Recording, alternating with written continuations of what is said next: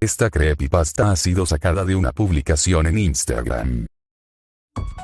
Cuando era más joven, a la edad de 17 años, me encontraba trabajando en una carnicería que yacía al costado de la ruta principal en una zona rural de mi país natal, Argentina, junto con mi tío y el resto del personal. Era un pueblo tranquilo y disfrutaba trabajar junto a mis compañeros, quienes eran más experimentados que yo, pero sin embargo, no me impresionaba para nada ante la sangre y viseras del ganado. Un día lunes llegué al trabajo, luego de un estresante día en la escuela. Cuando entré en la carnicería me dijeron que a mí junto a otros dos compañeros nos tocaba ir a una quinta hoy al atardecer.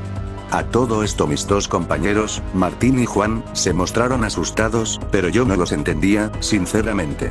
Me contaron que una vez al mes debíamos ir a la quinta a traer vacas y que en total se realizarían 3 viajes a la semana: lunes, miércoles y viernes. Pero no querían contarme a qué se debían sus expresiones de horror. Volví ese mismo día al anochecer, era invierno así que el sol se ocultaba más rápido que durante el resto del año. Martín y Juan ya estaban allí temblando dentro de una camioneta. Al subir y saludarles me percaté de que ambos no temblaban de frío, sino que estaban realmente nerviosos. El miedo se apoderó de ellos, el sudor recorría su frente y tartamudeaban cada vez que entablaban una conversación.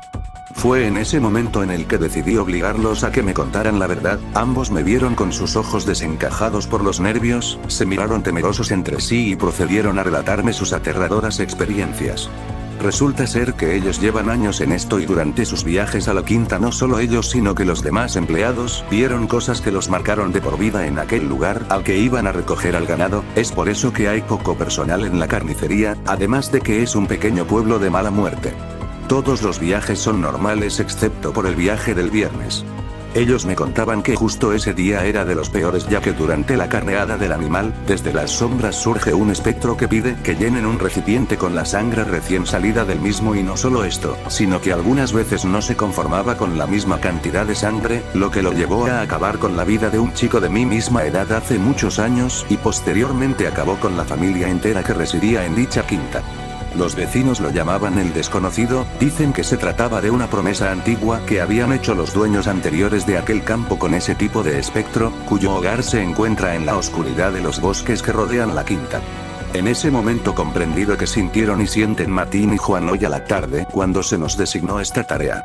Los días pasaron y día tras día sentía cómo se intensificaba ese temor, pero a la vez tenía curiosidad por aquello que salía de las sombras, hasta que llegó el viernes. Yo trataba de hacer la tarde más amena para mis compañeros contando mis mejores chistes, sobre todo para Martín y Juan, pero parecía ser que seguían aterrados. Hasta que llegó la hora.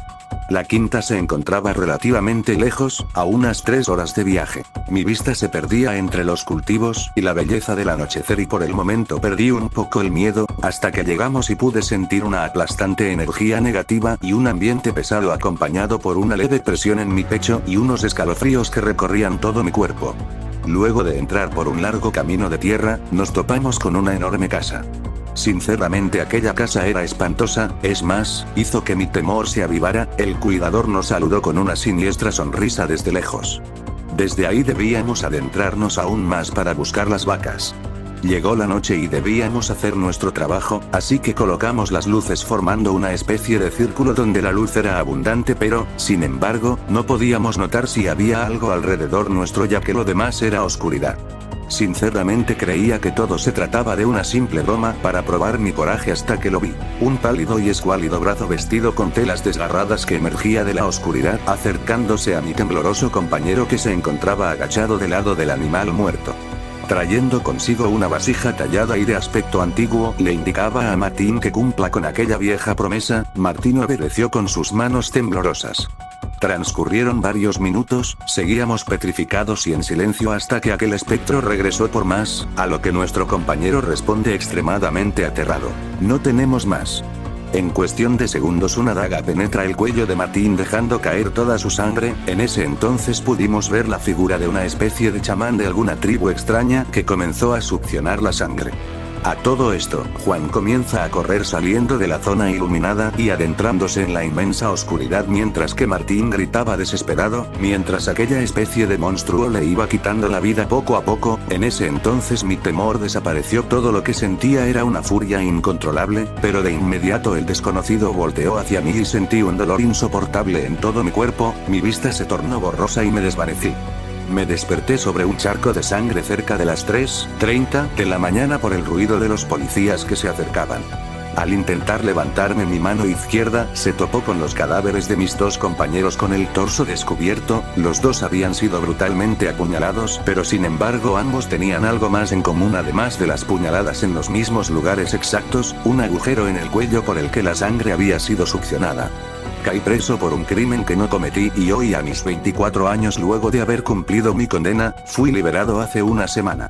Luego de haberme establecido dentro de la cuidad y mientras me encuentro escribiendo veo cómo muere gente de la misma manera cada mes.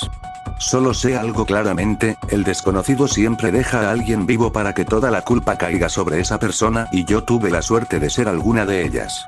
Quién sabe, quizás el próximo afortunado seas tú.